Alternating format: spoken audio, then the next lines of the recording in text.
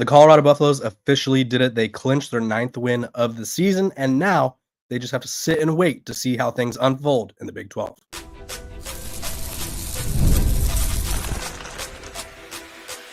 You are Locked On Buffs, your daily podcast on the Colorado Buffaloes, part of the Locked On Podcast Network, your team every day. What is up, everybody? This is Locked On Buffs. I am your host, Kevin Borba. I hope all of you had a great Thanksgiving and are having a great Black Friday, maybe getting in on some deals out there. I want you guys to know that this episode of Locked On Buffs is brought to you by our sponsors over at the Locked On Podcast Network. It's your team every day for free and available wherever you get your podcasts. And we are also brought to you by our sponsors over at Gametime. And let me tell you about Gametime. They're the best place to get all your seats. If you download the Gametime app, create an account, and use code LOCKEDONCollege for $20 off your first purchase, you'll be getting great deals on whatever event you want to go to. Maybe great for some Christmas shopping with the holidays approaching. Let's talk about it. The Colorado Buffaloes just absolutely annihilated the Oklahoma State Cowboys, who, if you guys remember, they got second place in the Big 12 this past year, and now they are the worst team in the Big 12. But Colorado played them after a tough loss against Kansas.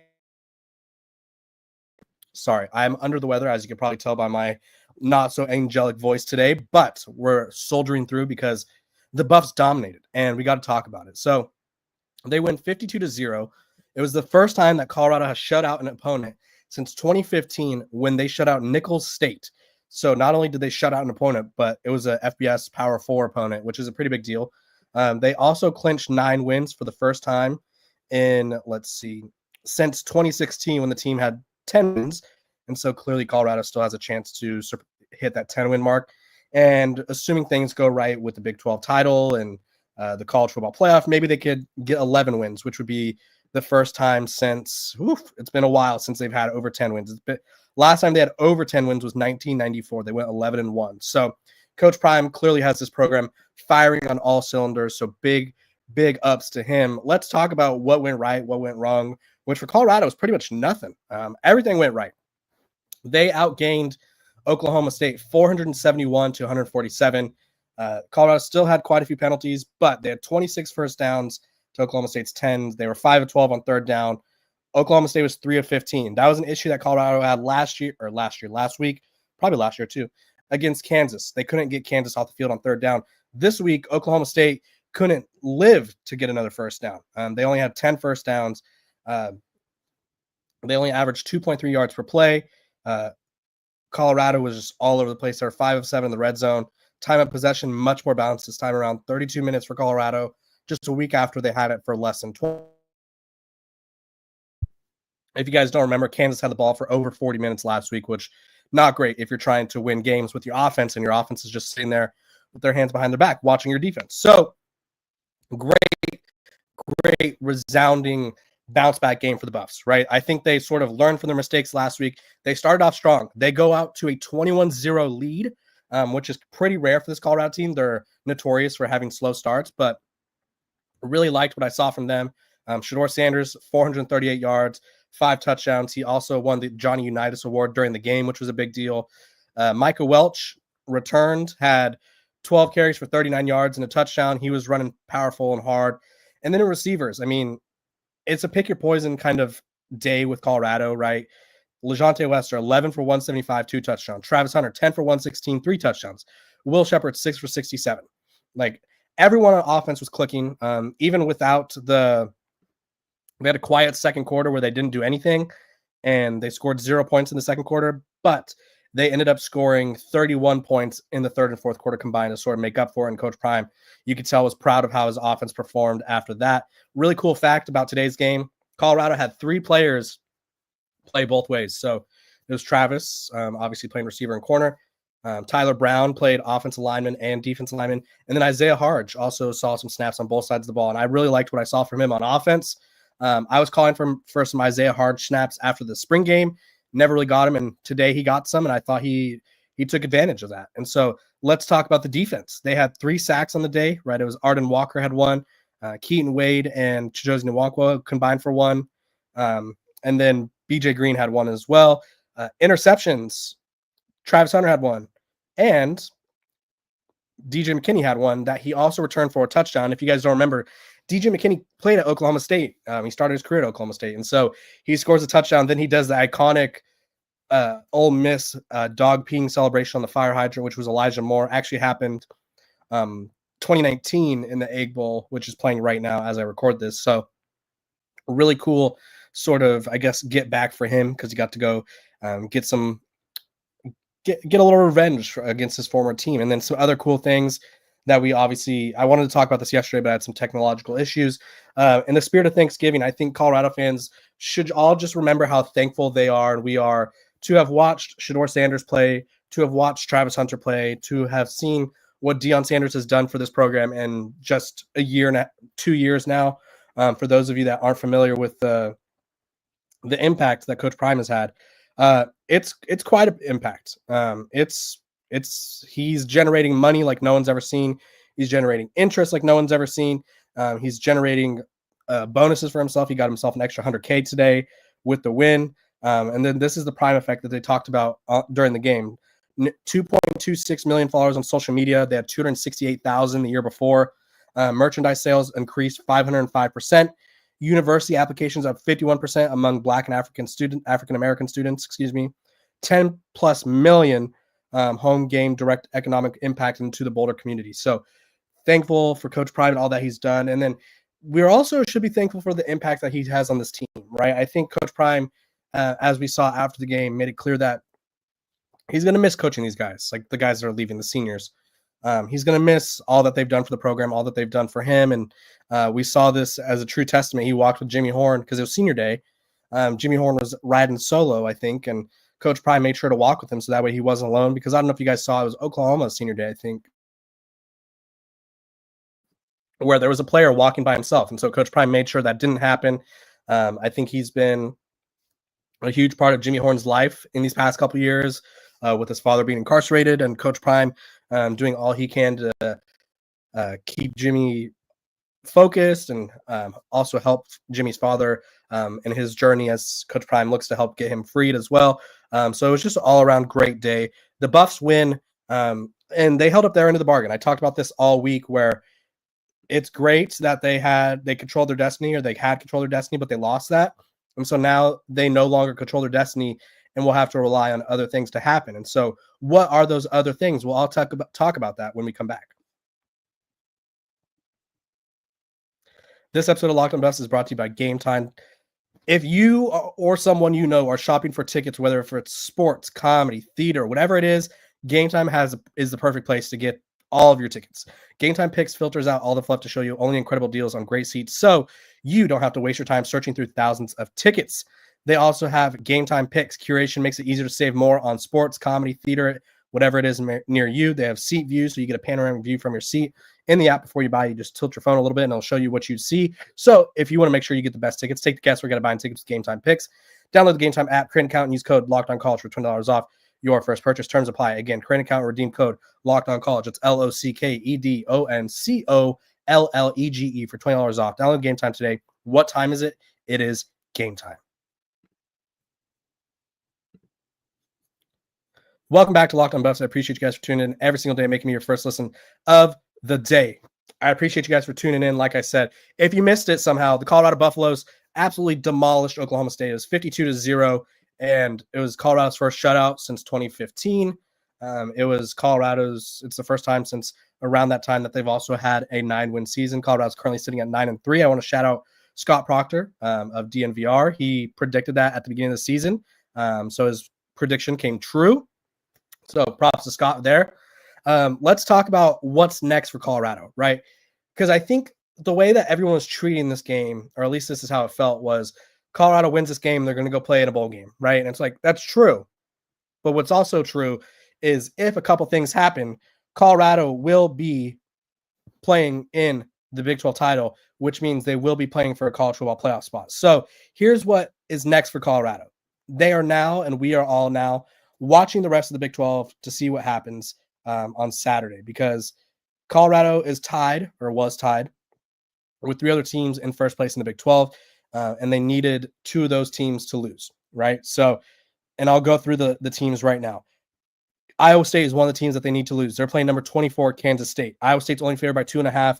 I think Kansas State could beat them and help out Colorado. Dylan Edwards, hey, even though you transferred away from Colorado, you could still help out the Buffs in a way, right? Houston is taking on BYU. BYU is ranked number 19 in the country. BYU favored by 13, but they've slipped as of late.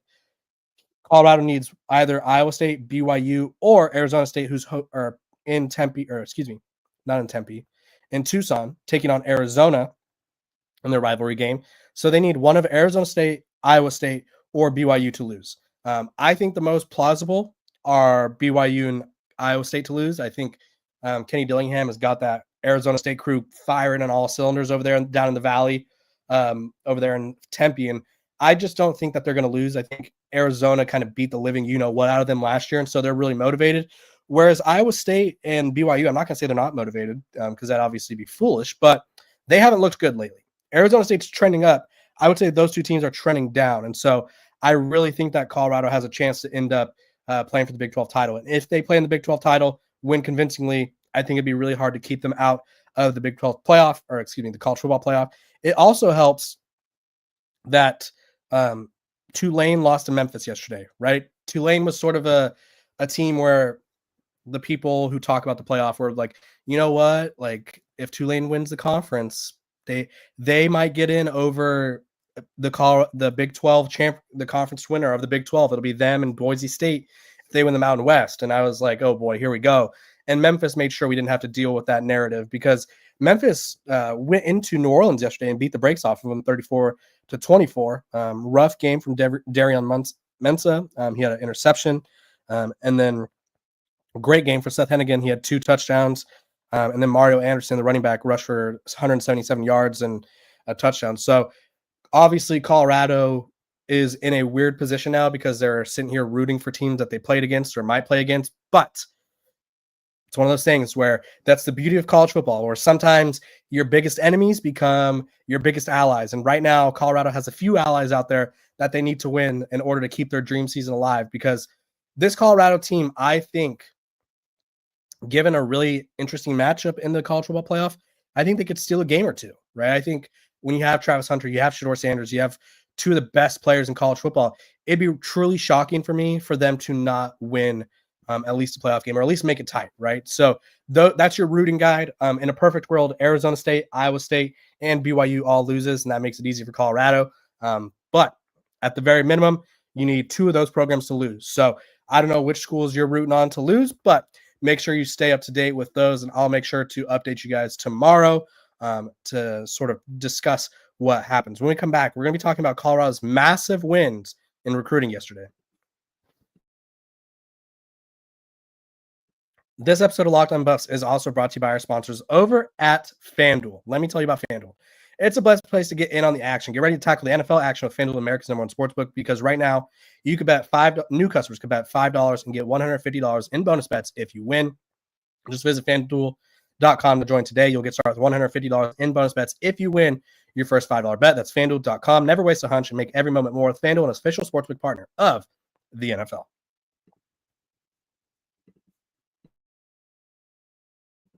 Welcome back to Locked On Buffs. I appreciate you guys for tuning in every single day, making me your first listen of the day. We're free and available wherever you get your podcasts. So make sure to like, subscribe, follow my everydayers. You know who you are.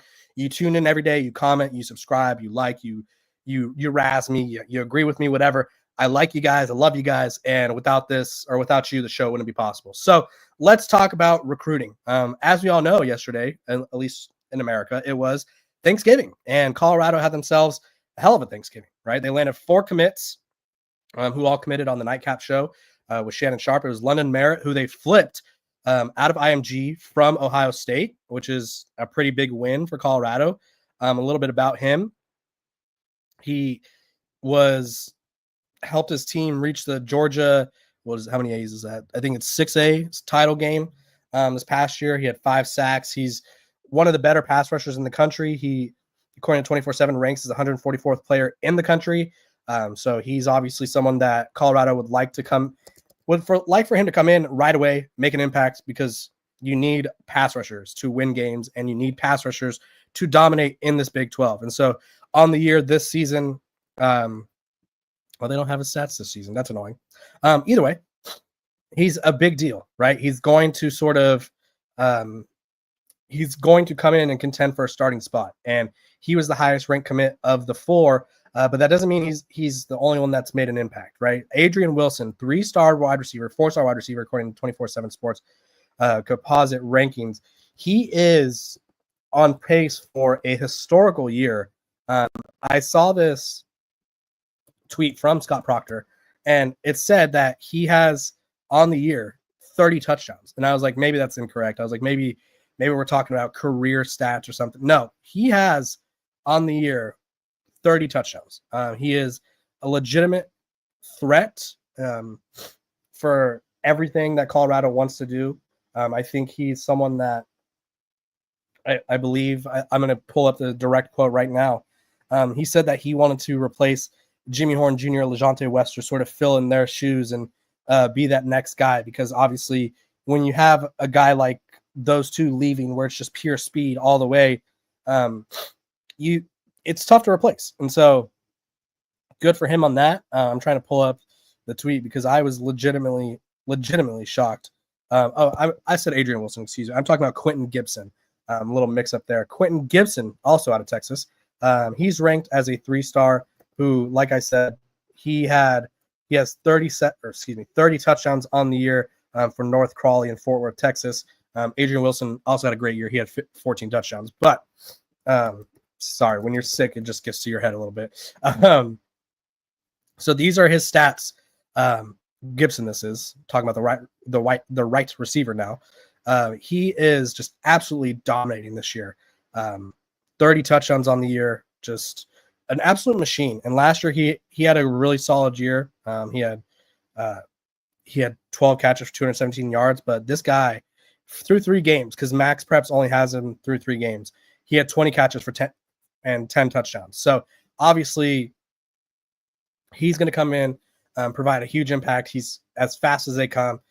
He is someone that I think, like Scott Proctor said, is going to sort of try to work his way into the starting lineup right away. And I think Colorado has a really intriguing wide receiver group next year, because you got Omarion Miller, right? You have Cameron McKell, if he's healthy, right? You have Draylon Miller. So Colorado has a lot of talent, even though they're losing Travis Hunter, Jimmy Horn, LeJohntay Wester. Let's go to the other commit that they got. Alexander McPherson. He's from IMG Academy. They flipped him from Oklahoma State. He's had a handful of sacks on the year. I think he leads IMG Academy in sacks, which is, considering everyone at IMG Academy is a D1 guy who's they probably all be the best player wherever they play. He's tearing it up over there, right? He is that guy. He has 8 sacks on the year, 6 quarterback hurries, 52 total tackles, and pretty good size at 6'5.5", 240 pounds. So really gives the Colorado staff something to work with. He also is just another player from the IMG powerhouse. And I think the more that Colorado gets out of IMG, the better, right? Because all those guys are really good, right? Jordan Seaton comes from there. You have to really just programs across the country. I was trying to think of how to put this into words. Programs across the country yearn, to have an IMG pipeline, because IMG produces nothing but stars, nothing but big players. And for Colorado to just go into Florida, the biggest school in the country, the biggest powerhouse in the country, and just keep plucking guys out, that's a massive deal. And then another headliner, they also got 4-star offensive tackle Carday Smith. He decommitted from USC, and he's one of those guys where, with all the changes and projected losses that they're going to have across the offensive line, I imagine Colorado is going to need him to play right away. He's 6'5", almost 300 pounds, ranked as the 224th player in the country. He picked Colorado over USC, Auburn, Arkansas, every big program you can imagine was after him. Florida State, Miami, like all these schools were after him, but it was Colorado that he.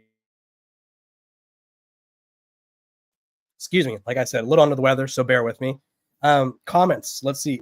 How does the success feel like today? Well, Colorado is a program that me growing up as a West Coast kid has always been there, right? You've always known about Colorado in the sense of, like, they have the buffalo, the black and gold, the cool uniforms. But for the most part, they haven't had a lot of success, right? I had one of my high school buddies played at Colorado, so that was cool. But in terms of overall success, Colorado has not had a lot of it. So to see them go 9-3, to see them be a couple of occurrences away from making the Big 12 championship and possibly making college football playoff, this is huge, right? This is the prime effect just to a T, right? He came in here with a vision.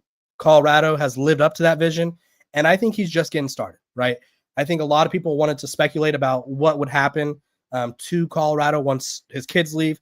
Shedeur today said that he's planning to pledge money to Colorado in their NIL fund so that way they could build a super team. So I think the success that Colorado is having this year, today with the huge win, I think it's just a testament to how far this program has come in 2 years. Because just 2 years ago, right, before Deion Sanders was here, they went 1-11. They were the worst team in college football. I worked at the Pac-12 networks at the time. I was a production assistant. And it was one of those things where Colorado was on the Pac-12 network seemingly every week, right? They were terrible. It was just like an easy automatic highlight because it was like, okay, Colorado's going to play whatever team. They're going to blow them out. Our highlight will be done by the halftime. Now it's like Colorado is the most exciting program in college football. They have stars all over the place. And it's just truly, I think the fan base deserves it. I think Peggy, she's going to a bowl game, hopefully a bougie one at that. I think everyone involved deserves it because Colorado has gone from the depths of college football to the pinnacle, and I can't wait to see what the future looks like. So I appreciate you guys for tuning in to Locked On Buffs, making me your first listen of the day. We're free and available wherever you get your podcasts, so make sure to like, subscribe, and follow. I will see you guys tomorrow with an update of how things shook out around college football and what that means for your Colorado Buffaloes. I'm Kevin Borba, host of Locked On Buffs.